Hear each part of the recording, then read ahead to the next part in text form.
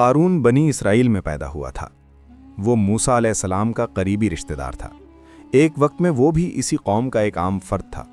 اس کے پاس نہ محلات تھے، نہ خزانوں کے دروازے، نہ لوگ اس کے سامنے جھکتے تھے۔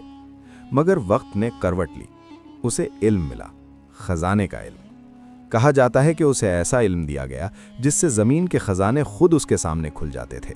سونا، چاندی، جواہرات زمین اپنی چھاتی چیر کر اس کے قدموں میں رکھ دیتی تھی، اور یہی وہ لمحہ تھا جہاں انسان بدلنا شروع ہوتا ہے۔ دولت آہستہ آہستہ آئی، مگر غرور تیزی سے آیا۔ قارون کے لباس بدل گئے، اس کی زبان بدل گئی، اس کی آنکھوں میں وہ چمک آ گئی جو صرف طاقت کے نشے میں آتی ہے۔ وہ جب نکلتا تو اس کے آگے پیچھے خادم، محافظ، غلام سب قطار میں ہوتے۔ اس کی سواری ایسی کہ لوگ راستے چھوڑ دیتے، شہر کے لوگ کھڑکیوں سے جھانکتے، بچے انگلیاں اٹھا کر دکھاتے، اور دل ہی دل میں کہتے، کاش ہم بھی قارون جیسے ہوتے۔ دانش مند لوگ اسے سمجھاتے تھے، کہتے تھے، اتراؤ مت، یہ سب اللہ کی عطا ہے، شکر کر، محتاجوں کا خیال رکھ، آخرت کو نہ بھول۔ مگر قارون ہنستا، وہ مسکرا کر کہتا، یہ سب مجھے میرے علم کی وجہ سے ملا ہے، میری عقل، میری محنت، میری چالاکی۔ یہ وہ جملہ تھا جس نے آسمان کو ناراض کر دیا۔ اس نے اپنے محل بنوائے، محل نہیں، خواب تھے جو پتھر میں بدل دیے گئے تھے۔ دیواروں پر سونے کی پرت، دروازوں پر چاندی، فرش پر ریشم۔ اس کے خزانے اتنے زیادہ تھے کہ ان کی گنتی ممکن نہ تھی۔ لوگ کہتے تھے کہ اس کے خزانوں کی چابیاں ہی 40 طاقتور آدمیوں پر بھاری تھیں، مگر اس کا دل خالی تھا۔ جتنا سونا بڑھتا، اتنی ہی اس کی روح سوکھتی جاتی۔ موسیٰ علیہ السلام اسے بار بار نصیحت کرتے، کہتے، قارون، یہ دنیا فانی ہے، یہ دولت آزمائش ہے، اللہ کے بندوں پر خرچ کر، ورنہ انجام برا ہوگا۔ مگر قارون کی گردن اکڑ چکی تھی۔ وہ کہتا، اگر اللہ ناراض ہوتا تو مجھے یہ سب کیوں دیتا؟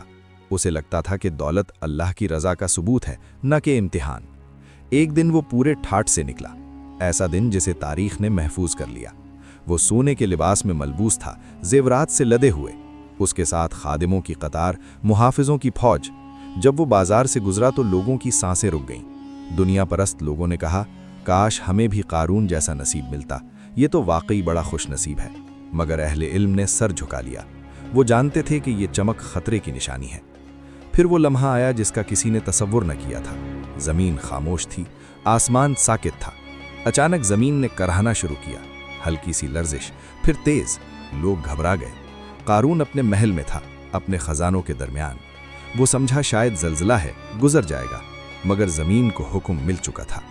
زمین نے منہ کھولا، پہلے اس کے قدم دھسے، وہ چیخا، خادم آگے بڑھے مگر وہ بھی پیچھے ہٹ گئے۔